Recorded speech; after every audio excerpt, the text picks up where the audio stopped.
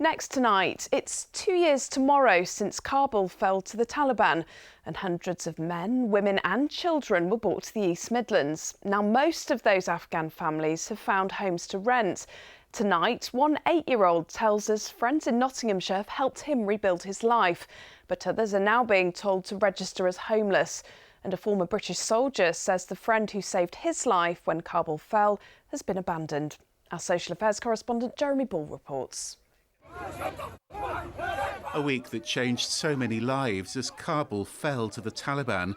UK troops evacuating Afghan families who faced the risk of reprisals because of their British connections. 2 years on, Newark in Nottinghamshire's home to 8-year-old Eunice and his family. It's amazing. It's a beautiful country. There's good person and you can get so many friends. And they always help you when you need help, anything. Now there's a huge push to resettle other families across the East Midlands by the end of this month.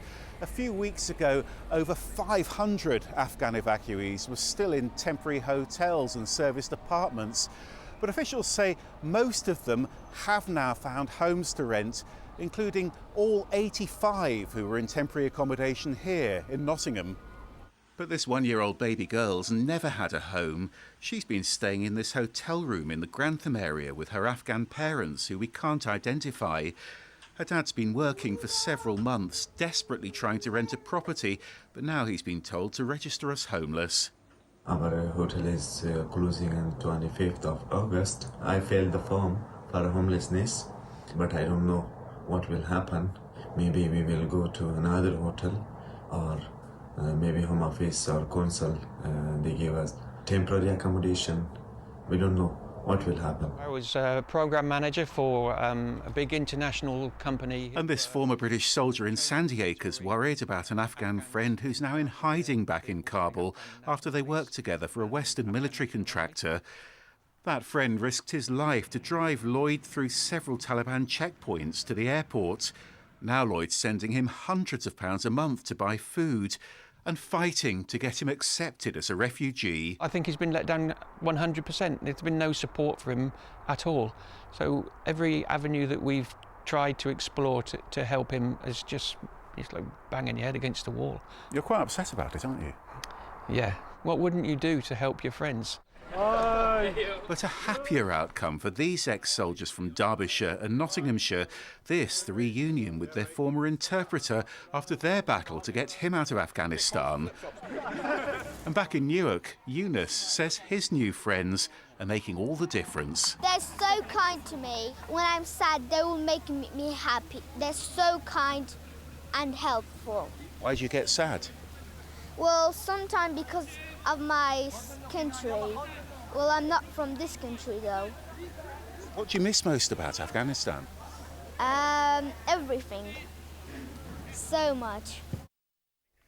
What a wonderful little boy. That's 8-year-old Eunice there. And Jeremy, of course, is with me now. We know how contentious the immigration debates become. So who are these families? Well, they're part of quite a limited group, actually, of Afghans who qualified for those evacuation flights that we saw. So we're talking about families where at least one person has British citizenship, or Afghans who had to leave because of their work for British employers, often army interpreters, of course. So this is very different from that debate over illegal immigration.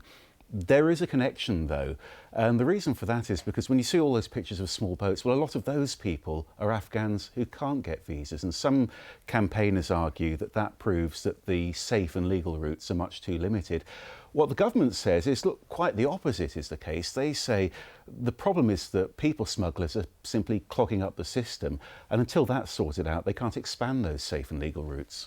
So, Jeremy, what's going to happen to those Afghan families we heard about in your report where the hotels are closing? It is a worry, but there is a lot of work going on behind the scenes and people being moved into houses all the time at the moment. Big push to find them rented homes. Now, I'm told that one of those families in that Lincolnshire hotel has just been offered a house up in Scotland, and we've had an announcement from the government over the weekend, over the last couple of days on this, that says if families like Sammy's do find a home that isn't ready to move into yet, well, the Home Office will continue to support them for up to 3 months more, so that should take some of the pressure off. OK, Jeremy, thanks very much.